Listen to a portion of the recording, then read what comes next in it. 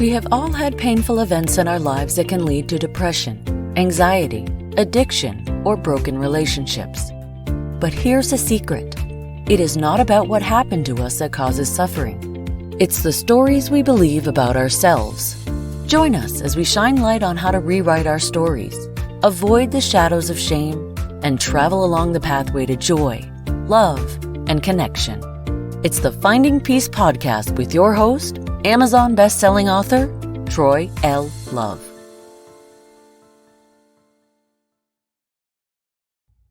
Hello and welcome to the Finding Peace podcast. Did you know that April is Stress Awareness Month? I never really pay attention to those kind of months.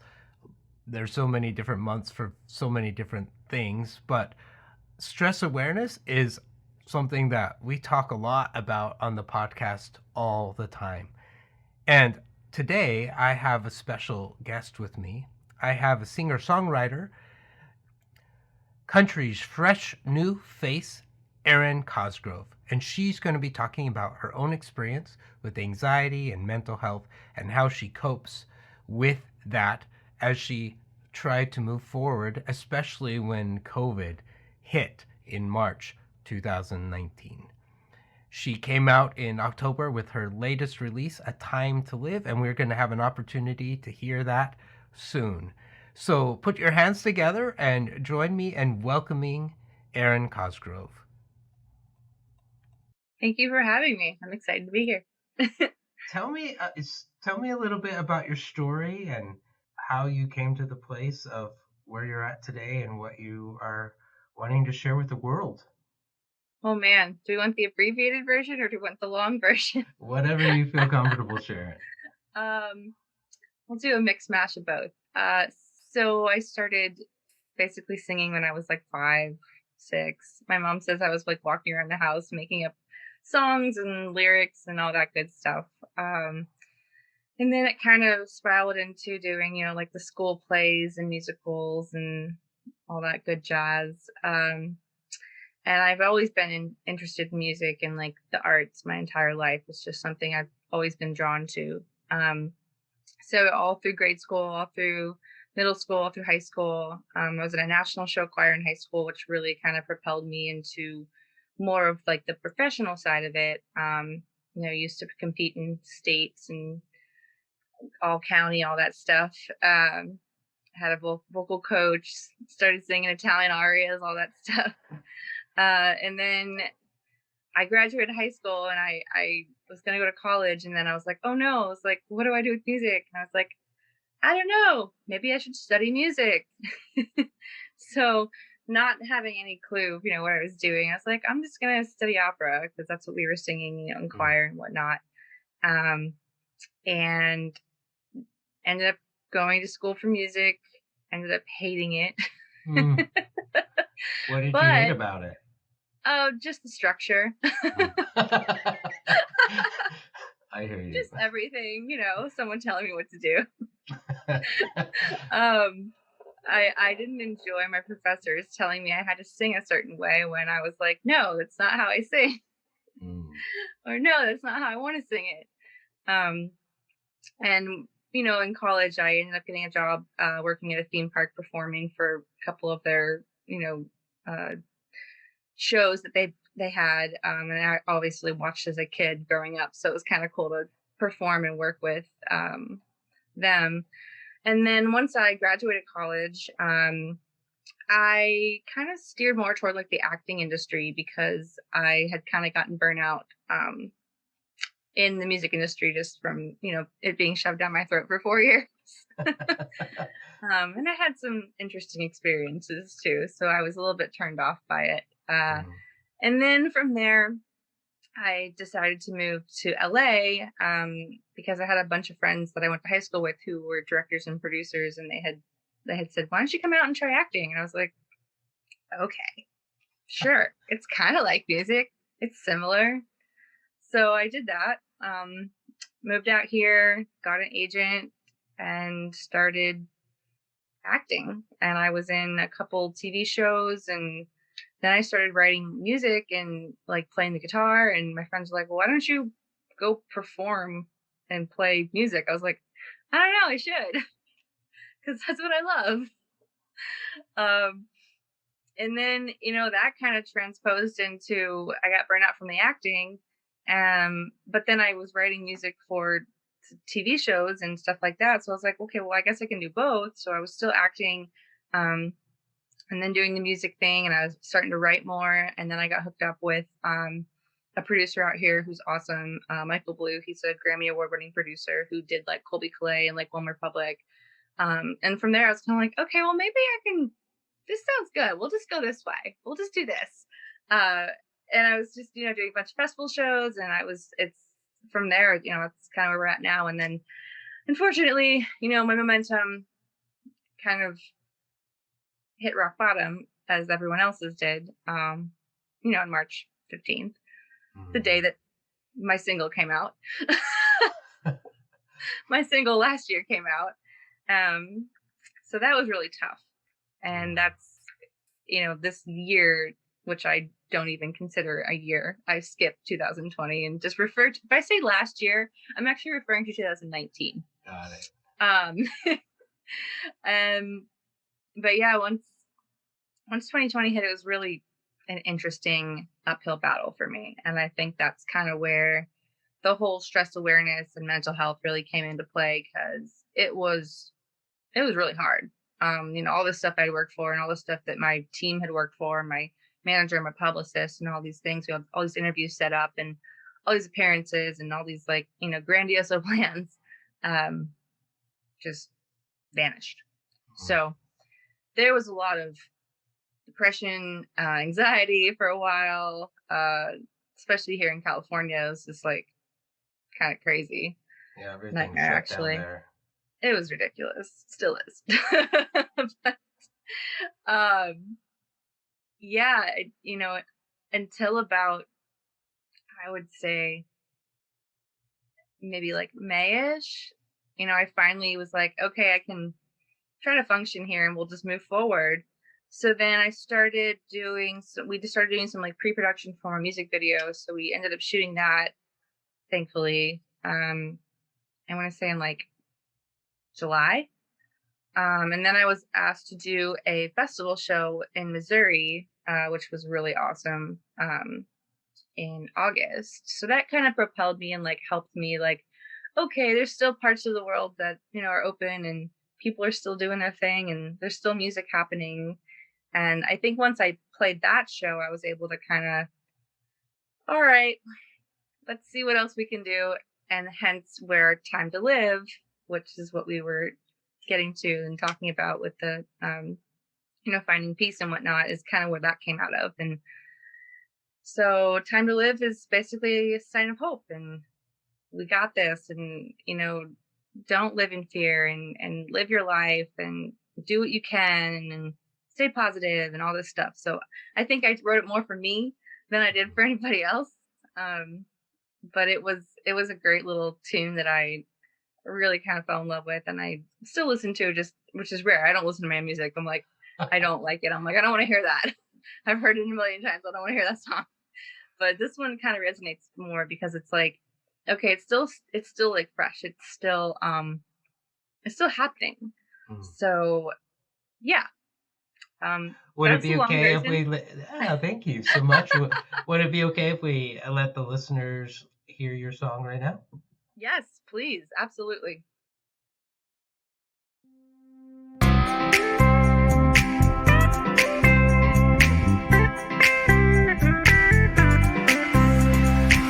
When the world has got me down on my knees, there's only one thing I can do that relieves the pain and sadness that my life has become.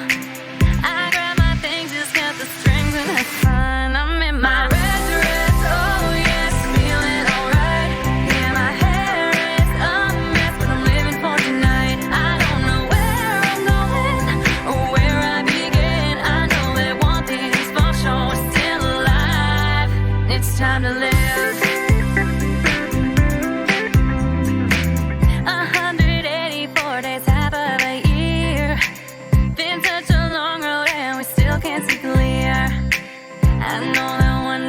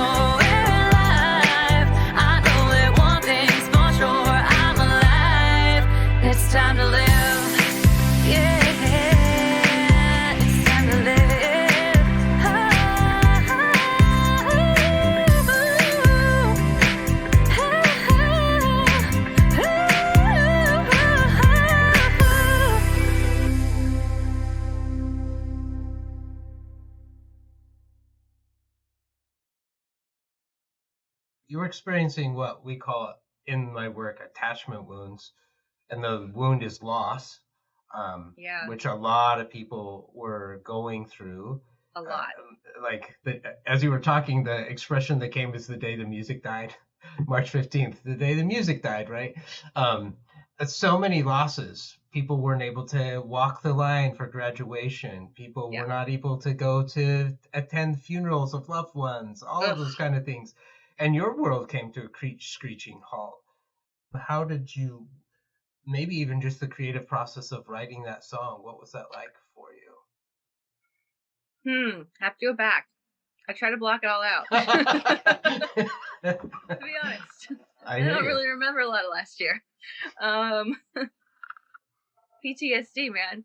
It's real, totally real. It is. It really is. Like you really try to forget things that make you miserable, and that's honestly true. My writing process is pretty common, I think, for a lot of people. A lot of the times I'll get these melodies, I'll just be laying in bed and I'll just be that 3 o'clock witching hour, and I'm like, oh, there's a song.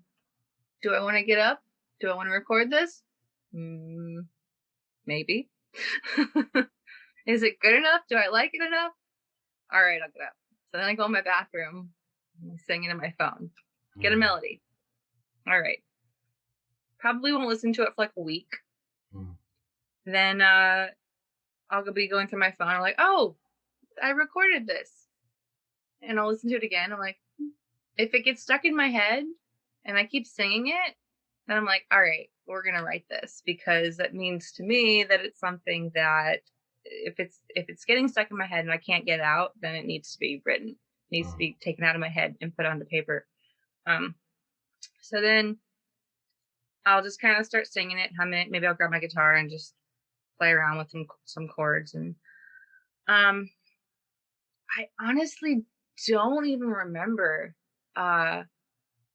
where the lyrics came from, how they came into my head. This one was different. I don't know. It was like it was weird. It kind of had its own. It just kind of happened. I don't know. It was. I honestly, I really don't remember like how I actually came up with the lyrics. Usually, I'm like, oh yeah, I had an idea in my head. Like I wanted to write this. I wanted to write that. I may have had it, something like in the back of my head thinking that I wanted to write about, the whole situation. And I think maybe I started off with like some dark stuff. And I was like, no, I can't do this. This is too dark. I actually may have written a couple songs like before that were just like death, like not good, really messed up. Like, okay, I need to go this direction, not that direction. Well, I think that's part of the emotional process. We have to feel.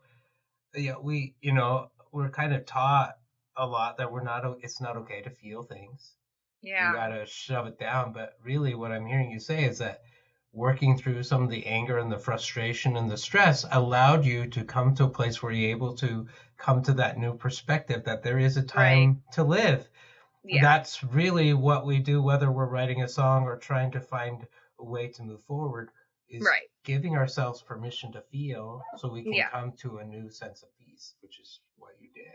Yeah, and actually I'm kind of remembering now. I'm just like going back in my head. I tried to write some stuff early on and it was just so dark and so hateful and just so like angry. I was like, A, this isn't good music. B, no one wants to hear this. C, I don't want to hear this. And this isn't me. So I didn't even want to continue writing it. I wrote it down for the time being and I went through the process of it. And I'm like, all right, cool, moving on. Like next song, not good. So that's why, I think there was like probably 3 songs in there between April and October that didn't make the cut. And I've talked to some songwriters and other authors and stuff. I'm sure so many songs don't make it, but it's part of the process of learning and growing and figuring out what works. And Brene Brown in her work as a social worker says it's a shitty first draft. It's okay. That's part of the creative process, and we work on it, and sometimes we throw it away and try something else. That's what it's. We do that with songwriting. We do that with life. We try to figure out what's going to work for us. Yeah. And then it's funny too, because you can actually, like, sometimes you'll go back and like you'll look at the stuff and you'll say, okay, well, I'm not in that place anymore, and I kind of like that line, or I kind of like that melody. Let's incorporate this into something else. I like to write everything down and keep it, because I feel like everything that you feel and everything that you write and everything that you have is like, it's still usable. It just might not be usable in that moment. Yeah, I love that. One of the things that they told me about you is that you really feel like it's your producer told me is that you really think it's important to set some time aside every day to put yourself first. Can you tell me why that's so important for you?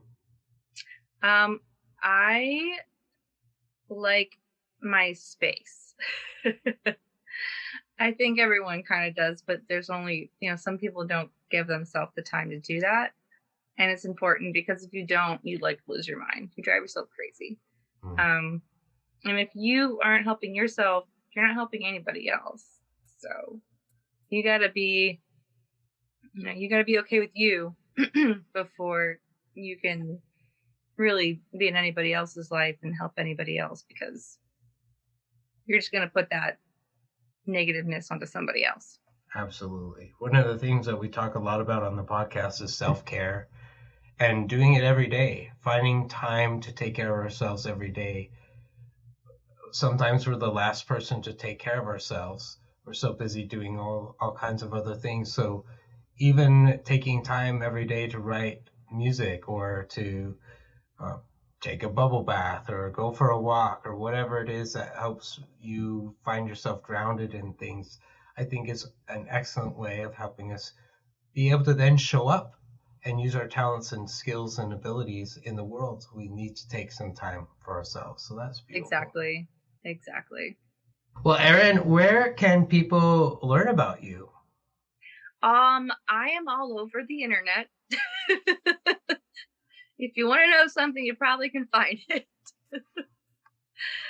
All my social pages. My main one is Instagram. It's at Erin Cosgrove Official. I have a Facebook page. I occasionally post to Twitter. Not my favorite platform, but I'm on there. TikTok. What else? YouTube. Mostly Instagram now. That's mine. Like, if you, what's that? A lot of people like Instagram for that. So yeah, we'll be posting all the links to all of your places in the show notes. So if anybody wants to go check her out, I know, Erin, that you are having a new song that's coming out shortly. Can you tell us about that? Yeah, so that one I'm super excited for. And honestly, I've been hanging on to it for a while. We were planning on releasing it last summer. Obviously, that wasn't going to happen, and I wasn't going to let that one go. So we ended up shooting a music video for it. There's actually a line dance to it. And yeah, I know, right? That's exciting. I know. And that one's going to be coming out in June. So we'll be in Nashville for that. We're going to be doing a big release party on Broadway. I've got a couple of friends that we're also going to be doing some releases with as like a co-release, I think, to kind of, build some momentum and get everyone excited about all of our singles. So that will be out in June. And we'll be putting some teasers out, some little snippets here and there. And that will be available all over. The music video as well, be it Spotify, Pandora, iHeartRadio, Apple, Amazon, all those good channels. And hopefully we can get Sirius to pick this one up too. So fingers crossed. Well, and that one's, by the way, it's called Ride That Bull. I'm like, oh, what's it called? Ride That Bull? Ride That Bull. I can't wait to hear it when it comes out. It'll be fun.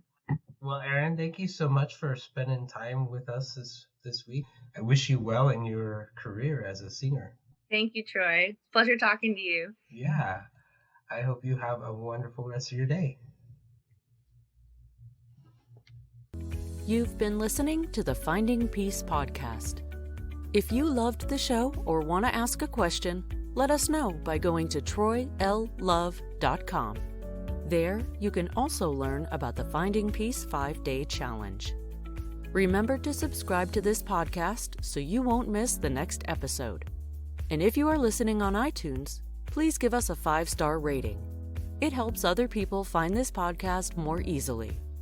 Thank you for spending part of your journey with us. Copyright Finding Peace Consulting.